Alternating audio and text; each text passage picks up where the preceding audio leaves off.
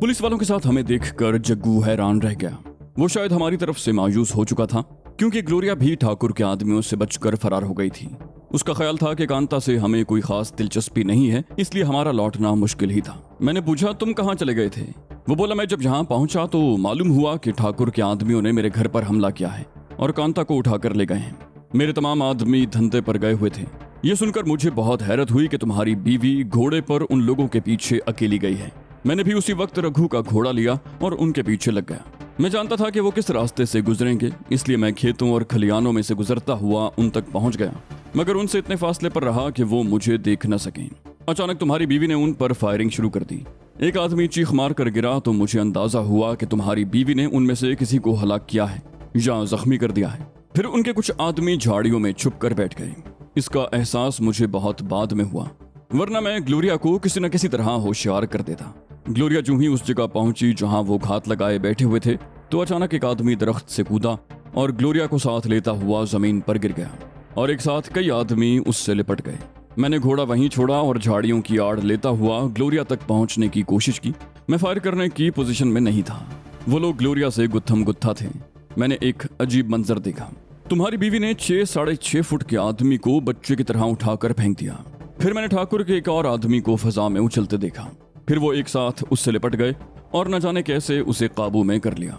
पहले मैंने सोचा कि खेतों खेतों किसी छोटे रास्ते से जाकर उनका रास्ता रोकूं, मगर खुद ही इसे मुस्तरद कर दिया और ये सोचकर उनके पीछे लगा कि इस तरह कम से कम मैं उनका ठिकाना तो देख सकूंगा। फिर तुम्हारी बीवी और कांता ने मिलकर न जाने ठाकुर को क्या पट्टी पढ़ाई कि उसने तुम्हारी बीवी और चंद आदमियों को दोबारा यहाँ भेज दिया। उस वक्त तक मैं भी यहाँ पहुंच चुका था और छुपा हुआ उन्हें देख रहा था। उसके बाद जो कुछ हुआ वो तो तुम जानते ही हो। फिर वो चौंक कर बोला, अपनी बीवी को तुमने कहाँ छोड़ा है? मैंने कहा, तुम्हें किसने कहा है कि ग्लोरिया मेरी बीवी है? जग्गू बोला, तुमने खुद ही तो बताया था, या फिर मैंने भी अंदाजे से समझा होगा। मैंने कहा, खैर, ग्लोरिया यहाँ से ऐसी फरार हुई है कि पीछा करने के बावजूद मुझे उसकी झलक भी दिखाई नहीं दी। फिर मैंने कहा, तुम पुलिस के हत्थे कैसे चढ़ गए? वो बोला, मैं गाँव में तो मौजूद ही था। किसी तरह उस हरामजादे हरिया को मालूम हो गया कि जग्गू कहाँ है। उसने झट मुखबरी कर दी और मैं बेखबरी में मारा गया। फिर वो तपे हुए लहजे में बोला, उस नमक हराम हरिया को तो मैं कुत्ते की मौत मारूंगा। वो जब मेरे साथ था उस वक्त भी दोगलापन करता था। उसे मैं जब ही मार देता तो अच्छा था। मैंने बेख्तियार हंसते हुए कहा, तुम्हारा अंदाजा तो उन औरतों का सा है जो अपनी बिगड़ी हुई बेटियों के लिए कहती हैं कि पैदा होते ही गला घोंट देती तो अच्छा था। जग्गू ने मुठ्ठियां भींच कर कहा, मगर मैं उसे छोड़ूंगा नहीं। मैंने उसे चिढ़ाने के लिए कहा, तुम तो उसका बाल भी बीका नहीं कर सकते। जग्गू गुस्से में बोला, अरे वो हरामजादा एक दफा मुझे मिल जाए तो देखूंगा कितना बड़ा सूरमा है वो। मैंने कहा ना कि तुम उसका कुछ नहीं बिगाड़ सकते। जग्गू चिढ़कर कुछ कहने ही वाला था कि तैमूर ने हंसकर कहा, ये कामरान तुम्हें खामखा चिढ़ा रहा है, अभी ये हरिया ही को ठिकाने लगा कर आया है। फिर उसने तफसील से बताया कि हमारे हाथ वो कैसे लगा और उसे हमने कैसे ठिकाने लगाया। जग्गू ने पूछा, हरिया की लाश का क्या किया? तैमूर बोला, अभी तो वो वहीं हरनाम चाचा के बाग में है, रात में किसी वक्त ठिकाने लगाएंगे। मैंने यहाँ आते ही तीसरे पुलिस वाले को भी पकड़ लिया था। वो उन लोगों से पूछगिछ करने गया था जिन्होंने मेरी गाड़ी को धक्का लगाया था। फिर उन तीनों के हाथ पांव बांधकर मैंने उन्हें एक कोने में डाल दिया। तैमूर उनके मुंह में कपड़ा भी ठूंस रहा था, लेकिन उन लोगों को खुशामद पर छोड़ दिया था, मगर उन्हें सख्ती से मुंह बंद रखने की ताकीद की थी। वो तीनों खामोशी से एक कोने में पड़े हुए थे। जग्गू ने गाँव के मुख्तलिफ रास्तों पर अपने आदमी बिठा रखे थे ताकि वो ठाकुर के आदमियों को दूर ही से देखकर हमें इत्तला दे दें। फिर आधे घंटे तक हम यूं ही लाजानी बकवास करते रहे। इस दौरान में जग्गू का एक आदमी चाय भी ले आया। चाय पीते हुए मुझे ख्याल आया कि मैं तो रातों से भूखा हूँ। यही हाल तैमूर का भी था। जग्गू को भी शायद हमारे चेहरों से अंदाजा हो गया था कि हम भूखे हैं। उसने फौरन अपने आदमी को दौड़ाया और उससे नाश्ता लाने को कहा।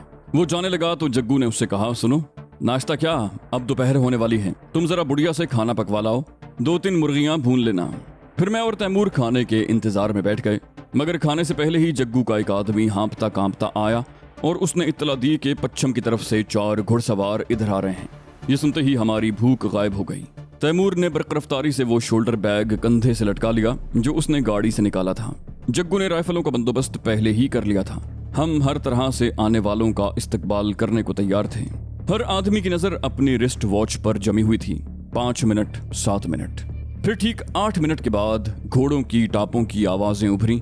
दूसरे ही लम्हे किसी ने जोर से दरवाजे पर दस्तक दी। दस्तक देने के इस तौहीन आमेज अंदाज से मुझे चिढ़ थी। ऐसे मौकों पर मेरा दिल चाहता था कि मैं दस्तक देने वाले के सर पर उसी अंदाज से दस्तक दूं। दरवाजा एक मर्तबा फिर धड़धड़ाया। ऐसा लग रहा था जैसे इस मर्तबा दरवाजा न खुला तो वो लोग दरवाजा तोड़ देंगे। तैमूर ने आवाज बदल कर पूछा, कौन है? बाहर से किसी ने तज़हीक आमेज अंदाज में कहा, अबे क्या चंडू पी कर बैठे हो तुम लोग, यहाँ सो रहे हो? तैमूर ने आगे बढ़कर दरवाजा खोल दिया। मैं बरामदे के सुतून की आड़ में खड़ा था। जग्गू उसी कुर्सी पर बैठा था जिस पर पुलिस वालों ने उसे बांधा था। दरवाजा खुलते ही वो दंदनाते हुए अंदर आ गए। उनमें से एक आदमी को मैंने पहचान लिया। वो ग्लोरिया को लाने वालों में भी शामिल था। बकिया 3 अजनबी थे। वो शायद ठाकुर के खास आदमी थे जो जग्गू से पूछगिछ करने आए थे। जिसामत से वो चारों ही पले हुए सांड दिखाई देते थे। उनकी राइफलें शानों से झूल रही थीं। उनमें से एक आगे बढ़ा और झुककर जग्गू से बोला, तो तुम हो जग्गू? मैं भी तो देखूं कि तुम में कितना दमखम है। तैमूर को तो वो गोया भूल ही गया था। उसने तो ये जानने की कोशिश भी नहीं की कि तैमूर कौन है। अगर वो पुलिस वाला है तो वर्दी में क्यों नहीं है, और इस गांव में ऐसा जदीद लिबास उसे कहां से मिला? बाकी लोग भी यूं धड़ल्ले से अंदर घुस आए थे जैसे अपने ससुराल में आए हों। जग्गू से मुखातिब होने वाला दोहरे मजबूत जिस्म और दरमियाने कद का आदमी था। उसकी रंगत कभी सुर्खो सफेद रही होगी, मगर अब धूप में जलकर गंदुमी हो गई थी। चेहरे पर बड़ी बड़ी मूछें थीं। बड़ी मूछें गोया उन लोगों में रोब और मर्दानगी का जुज़्व लाजिम थी। इससे पहले जो शख्स मेरे हाथों मारा गया था उसकी मूछें भी बहुत घनी और बड़ी थीं। बकिया लोग भी अपनी हरकत सकनात से बदमाश नजर आ रहे थे। मूछों वाले ने जग्गू के मुंह पर उल्टा हाथ रसीद करते हुए इंतहाई गलीज गाली दी और तहकीर आमेज लहजे में बोला, तूने हिम्मत की है ठाकुर साहब से टकराने की? फिर वो चीख कर बोला, बता वो गोरी चमड़ी वाली मेम कहाँ है? जग्गू ने हथेली की पुश्त से होंठ साफ किए जिनसे खून छलक आया था। फिर बोला, वो तुम ही लोगों के कब्जे में तो थी। जग्गू ने गैर इरादी तौर पर किया था। वो भूल गया होगा कि उन लोगों की नजरों में उसके हाथ बंधे हुए हैं। मूंछों वाला या तो इंतहाई अहमक था या इतना पुरएतमाद था कि उसने जग्गू के खुले हुए हाथों को भी नजरअंदाज कर दिया। फिर तज़हीक आमेज अंदाज में बोला, या तो मुझे उस मेम का पता बताओ या फिर ठाकुर साहब के खजाने का, वरना मुझे जिंदा इंसानों की खाल उतारने का बहुत शौक है। मैंने अचानक सामने आते हुए कहा, शक्ल से ही कसाई लगते हो, हरकत मत करना। उसे राइफल उतारते देखकर मैंने टोका, कहा, मेरे हाथ में खिलौना नहीं है, सचमुच का रिवॉल्वर है। यही रिवॉल्वर इससे पहले तुम्हारे 3 आदमियों की खोपड़ी में सुराख कर चुका है। तैमूर भी टपट कर बोला, कोई हरकत न करे। मैंने घूम कर देखा, तैमूर ने बकिया लोगों को कवर कर रखा था। मूंछों वाला हैरत से मुझे यूं दिख रहा था जैसे अचानक मेरे सर पर सींग उगाए हों। फिर वो हकला कर बोला, कौन हो तुम? मैंने सर्द लहजे में कहा, मैं तुम लोगों की मौत हूँ। तुम क्या समझते हो, बहुत बड़े सूरमा हो तुम, जब चाहोगे लड़कियां उठा लोगे। वो संभल कर बोला, तुम हो कौन और तुम्हें इस मामले में टांग अड़ाने की क्या जरूरत है? मैंने कहा, मुझे सिर्फ कांता की जरूरत है, फिर मेरी तरफ से तुम और तुम्हारा ठाकुर भाड़ में जाए। वो टपट कर बोला, कांता बीबी का नाम इज्जत से लो। मैंने खालिस आशिकों वाले अंदाज में कहा, मेरे लिए वो सिर्फ कांता है और उसके लिए मैं पूरी दुनिया को आग लगा सकता हूँ। मुझे बताओ कि कांता कहाँ है, वरना तुम तो सिर्फ कहते ही हो। मैं जिंदा आदमियों की न सिर्फ खाल उतारता हूँ बल्कि उनके दिल, गुर्दे और फेफड़े भी बहुत सफाई से निकालता हूँ। वो बोला, कांता ठाकुर साहब की हवेली में है। मैं इत्मीनान से आगे बढ़ा और उसके चेहरे पर इतनी जोर से थप्पड़ मारा कि वो लड़खड़ा कर पीछे वाली दीवार से टकराया। मैंने तल्ख लहजे में कहा, इज्जत से नाम ले कांता का। मुझसे कह रहा था कि कांता बीबी का नाम इज्जत से लो। उसने होंठों से बहने वाला खून साफ किया, बोला, ठाकुर साहब तुम्हें जिंदा दफन करा देंगे। मैंने कहा, ठाकुर साहब क्या करेंगे और क्या नहीं करेंगे ये बाद की बात है, अभी तो मुझे कांता का पता चाहिए। वो बोला, मैंने बता तो दिया कि कांता ठाकुर साहब की हवेली में है, अगर उसे वहां से निकाल सकते हो तो निकाल लो। मैंने बुलंद आवाज में कहा, जग्गू इन सबको ज़िबा करके यहीं फेंक दो, ये हमारे किसी काम के नहीं। ये सुनते ही जग्गू ने जेब से कमानीदार चाकू निकाल लिया। उसने चाकू खटके से खोला। मूंछों वाले के चेहरे पर तारीक साया सा लहराया। चाकू का चौड़ा फल झिलमिला रहा था। अचानक मूंछों वाले का एक साथी चीख उठा, मुझे मत मारो, मैं तुम्हें कांता बीबी तक पहुंचा दूंगा। मूंछों वाला धाड़ा, उल्लू के पट्टे तू। उसका जुमला अधूरा ही रह गया क्योंकि मैंने पुश्त से अचानक उसकी गर्दन दबोच ली थी। ये मेरा ऐसा दाव था जिसका तोड़ बड़े से बड़े जोरावर के पास भी नहीं था। मूंछों वाले ने जोर लगाकर गर्दन छुड़ाने की कोशिश की मगर मेरी गिरफ्त सख्त हो गई। मैंने सर्द लहजे में कहा, बेकार है, जितना जोर लगाओगे मेरी पकड़ उतनी ही सख्त होती जाएगी। फिर मैंने उस आदमी से कहा जिसे मूंछों वाले ने डांटा था, हाँ तुम बोलो क्या कह रहे थे? वो बोला, मैं ये कह रहा था कि कांता बीबी ठाकुर साहब की उस हवेली में नहीं है जहां वो खुद रहते हैं, बल्कि वो श्यामपुर जागीर वाली हवेली में है। तैमूर ने पूछा, यहाँ से कितनी दूर है वो जागीर? वो बोला, यहाँ से तो बहुत दूर है, वो जागीर राजस्थान के इलाके में है। ठाकुर साहब की खानदानी जागीर है ना? मैंने पूछा, ठाकुर साहब की या कांता की? मूंछों वाला अभी तक मेरी गिरफ्त में था, मगर उसने हाथ पैर छोड़ दिए थे और सधाए हुए कुत्ते की तरह खड़ा था। वो बोला, सारी जमीनें जायदाद हवेलियां मिलने सभी कांता बीबी की हैं। ठाकुर साहब तो बस उसकी देखभाल करते हैं। अब कांता बीबी बड़ी हो गई हैं तो सब कुछ वही संभालेंगी। शायद उनकी शादी ठाकुर साहब के बेटे अजय से हो जाए। वो आदमी काफी बातूनी था। मुझे ये तो मालूम हो गया था कि कांता कहाँ है, मगर ये समझ में नहीं आ रहा था कि अब इन आदमियों का क्या किया जाए। मैं अगर उन्हें यूं ही छोड़ देता तो वो सीधे ठाकुर की तरफ दौड़ते और उसे बता देते कि हम लोग श्यामपुर की तरफ गए हैं। अगर नहीं छोड़ता तो उनका क्या करता? मैं उन्हें खामखा कत्ल भी नहीं करना चाहता था। इस मौके पर ग्लोरिया होती तो लम्हों में फैसला कर लेती और उसका फैसला एक ही होता था, सजाए मौत। अचानक मुझे हुमायूं मिर्जा का ख्याल आया।